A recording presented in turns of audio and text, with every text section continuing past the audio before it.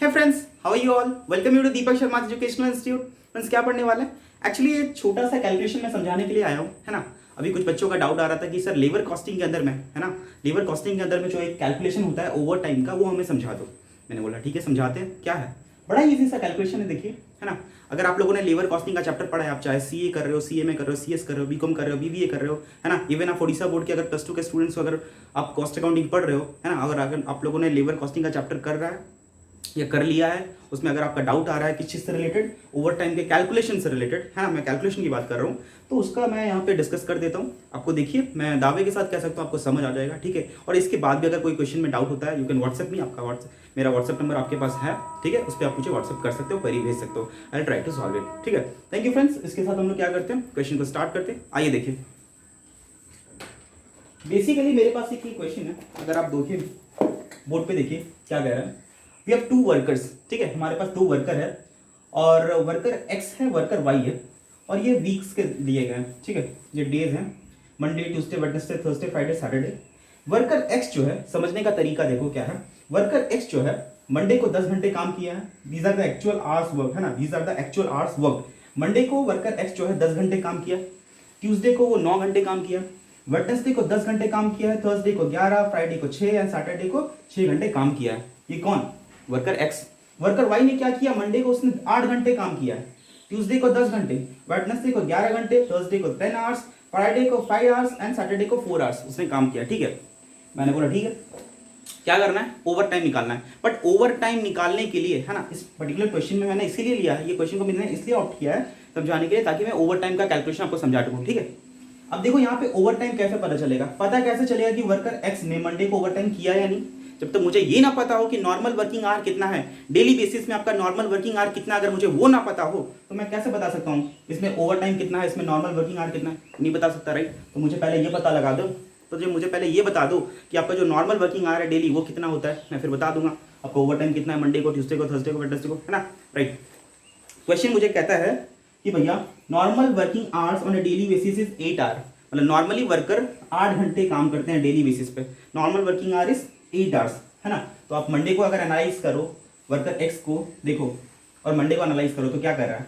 Monday को worker x ने 10 घंटे काम किया, यानी कि 8 घंटा तो नॉर्मल वर्किंग आवर है, तो 2 घंटा उसको ओवर टाइम हो गया, तो 2 घंटा ओवर टाइम का पेमेंट जिस तरीके से क्वेश्चन कहेगा उस तरीके से हम लोग पेमेंट कर देंगे, है ना। और 8 घंटे का जो भी पेमेंट होगा वो नॉर्मल रेट से पेमेंट होगा। अब देखो रेट का कुछ बात करा है, रेट के लिए हमको इन्फॉर्मेशन दी गई है, वो क्या है, डेली रेट का है, डेली रेट, आर्ली रेट नहीं है, रिमाइंड यू, ये आर्ली रेट नहीं है, this is daily rate. Daily मतलब ये 8 घंटे में आप 3 रुपए का पेमेंट करते हो वर्कर एक्स को, 8 घंटे में 4 रुपए का पेमेंट करते हो वर्कर वाई को, ये डेली रेट है ना।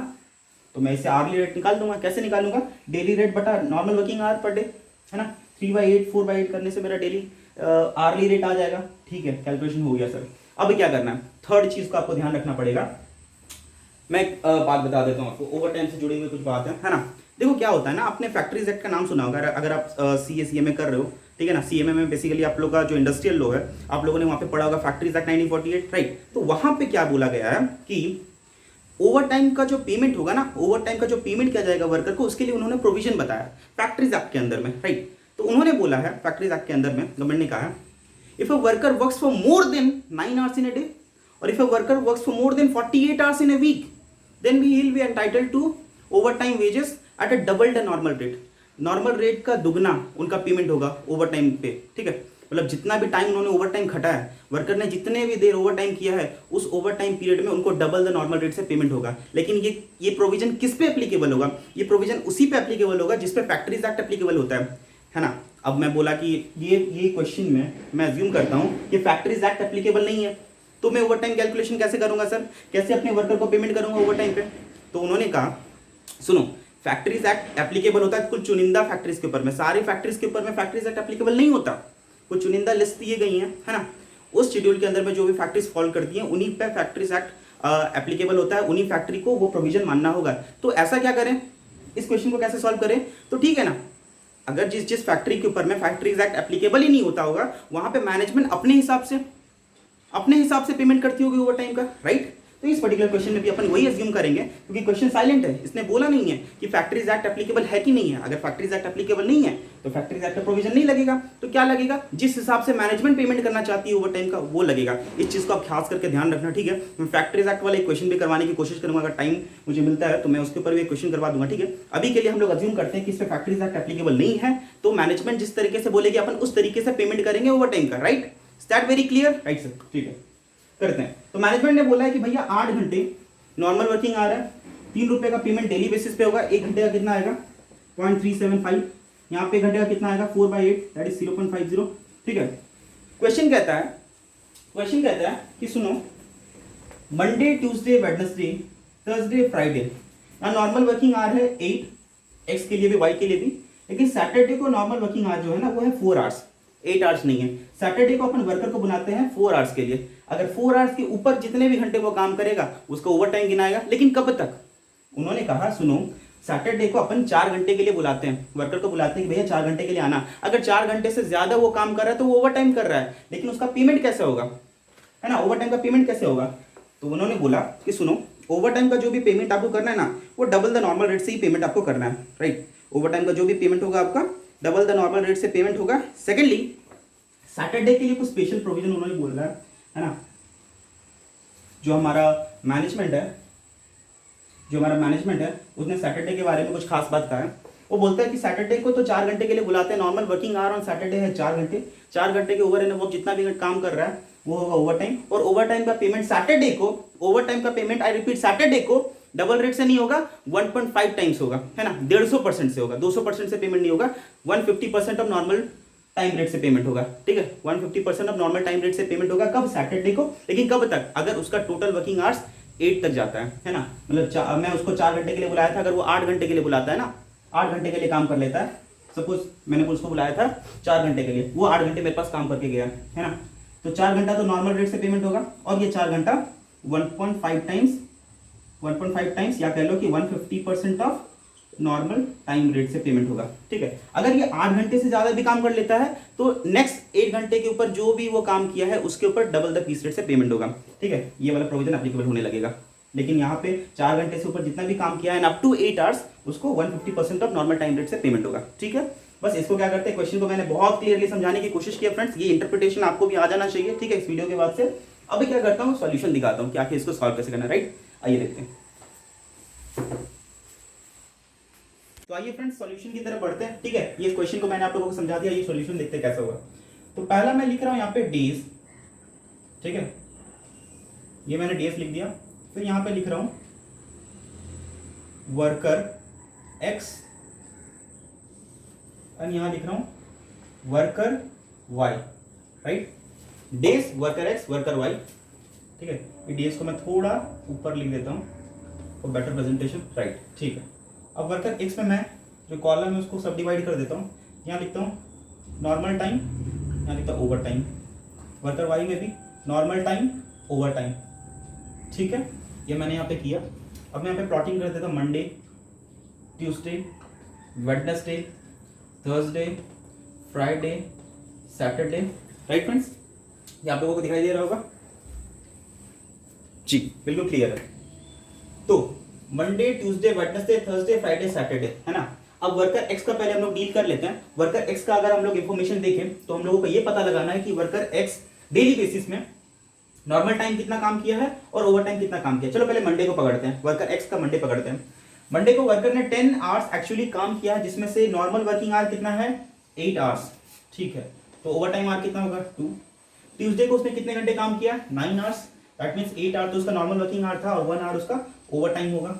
वेडनेसडे को उसने 10 आवर्स वर्क किया, राइट, दैट मींस 8 आवर्स का normal working our and 2 hours उसका ओवर टाइम है, ये भी कोई बताने वाली बात है।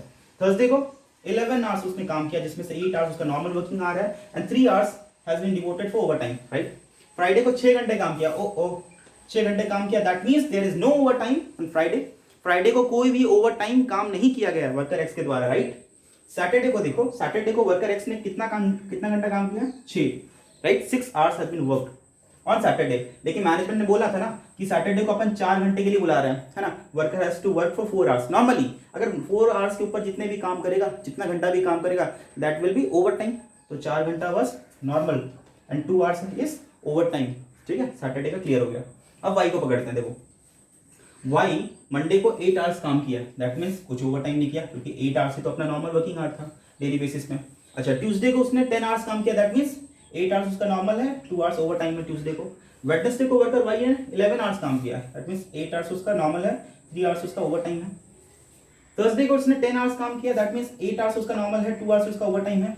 फ्राइडे को उसने 5 आवर्स काम किया, दैट मीन्स 5 आवर्स उसका नॉर्मल है, वर्क ओवर टाइम 0 है ना, उसने नॉर्मल वर्किंग आवर्स से भी कम आवर्स काम किया, ठीक है, फ्राइडे को। एंड सैटरडे को उसने 4 घंटे ही काम किया, दैट मीन्स ओवर टाइम नहीं है, ठीक है। अगर हम लोग इसको टोटल कर लें, ठीक है, मैं इधर नाम दे रहा हूँ टोटल वर्किंग आवर्स। एक्स का नॉर्मल वर्किंग आवर कितना है जोड़ो तो 1 2 3 4 8 4 32 एंड 10 42, ये 2 3 5 8 10, ठीक है। वाई का नॉर्मल टाइम कितना है 1 2 3 4 32 एंड 41, 3 to 5 to 7 है ना, बस आगे और क्या। अब पेमेंट कर देना आप लोगों को, है ना, पेमेंट कर देना। आइए फ्रेंड्स कैलकुलेशन करते हैं, वर्किंग नोट बनाते हैं, है ना। Working note showing hourly rate, ठीक है, एक्स का वाई का। अच्छा, डेली एक्स को कितना मिलता है 3 रुपीज, वाई को डेली कितना मिलता है 4 रुपीज। अच्छा, वर्किंग आवर कितना है डेली बेसिस में 8 दोनों के लिए तो सेम ही है ना।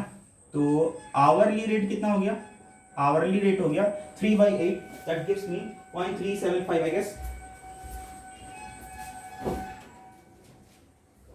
3/8 0.375 राइट, एंड 4/8 0.50, ओके, ये हमारा आर्ली रेट आ गया। अगर आपको याद हो जो मैं डिस्कस कर रहा था कि वर्कर एक्स हो या वर्कर वाई हो, सैटरडे छोड़कर, सैटरडे के अलावा सारे डेज पे उसको जो ओवर टाइम है वो डबल द नॉर्मल रेट से पेमेंट होगा, है ना। चलो एक्स का पेमेंट करते हैं। वेज रेट यहां लिखता हूं मैं, वेज रेट एक्स को नॉर्मल वर्किंग आवर उसके पूरा वीक में कितना है 42 आवर्स है ना, एंड 42 आवर्स का पेमेंट कैसे होगा 0.375 करके पेमेंट होगा, राइट, है ना। लेकिन ये जो 10 आवर्स उसने काम किया पूरे वीक में एज अ ओवर टाइम, वो तो डबल रेट से पेमेंट होगा, है ना। तो मैं करता हूँ 0.375 इंटू 2, दैट इज 0.75, है ना।